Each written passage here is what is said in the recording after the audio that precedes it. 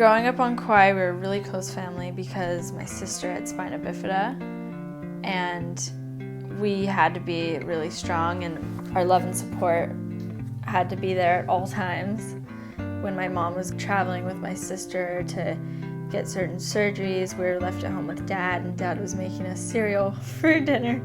But it definitely made us really close. My passion for surfing, it was always there. It kind of came on strong when I was like 7, and I just had so much fun with it. I love the ocean, I love the salt water, and I just wanted to be in the water every single day. And once I got older, I started competing and getting sponsorship, and it was like, I couldn't even believe how lucky I was. I knew my big sister was definitely, there was something different from me and her. And I know it was really hard for my parents dealing with Sophia, like going to school and stuff. A lot of the schools didn't even want Sophia to go because they didn't want to put ramps in their schools. She was always put in the mentally challenged kind of a group. She wanted to ride the special bus because she didn't feel like she was wanted on the normal bus at school. Everything I've done physical, I've been really good at. But with school, like, no way. I'm so bad. I was like one of those kids that like would hate to be called on in class to read because I was the slowest reader. I was like diagnosed with ADD, ADHD, dyslexia, everything. Sophia, she would read to me all the time. I just idolized that. She would read so fast, and she's like one of the smartest people I know. When I started like actually going forward in my surfing and making money and getting exposure and traveling all these places, I felt really guilty. Having that guilt that she wasn't able to do it with you, or the fact that she'll never be able to do that. It's really hard to live with that. And I've never once called my sister after a contest that I've won or something and been like, oh, hey, I won my contest, because like, I don't want to tell her that because she's never going to be able to do that. A lot of surfers kind of just do the whole professional surfing, like that's all they're going to do is compete and just get the results, get the money and leave. And recently I've been trying to get my sister involved because my sister's amazing and she's the biggest part of my life, and I want her to be able to share this, like, all this great stuff that's getting handed to me. I think Sophia's been through a really hard time.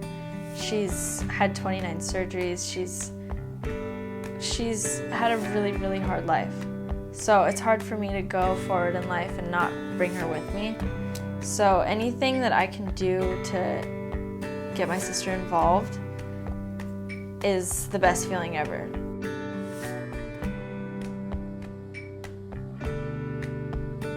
Like, my family and the love that I know that they have for me has gotten me through everything that I've ever been through. Like, you know, I try not to focus on it, but I definitely have been through a lot of pretty gnarly stuff with my disability. And I honestly, like, I could not have made it through any of that stuff by myself. It's one of the best feelings in the world is like knowing that my sister is one of my closest friends, you know, and that feels amazing.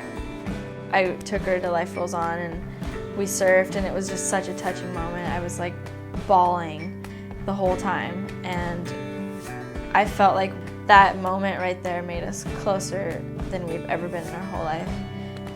It was, you know, definitely an experience that I don't think either of us are gonna forget. Everyone was holding me, and I was just like, I don't even know why I'm crying. But it was such a touching feeling, better than any feeling I've ever experienced in surfing. I have a goal in life to definitely start something for disabled kids. I wish we could like do something together and, I don't know, start something. I can't imagine leaving her behind and not bringing her with me. I wish we could travel everywhere together. I just look at life a lot differently because of my sister, because of my family. I wouldn't be who I am if it wasn't for my sister.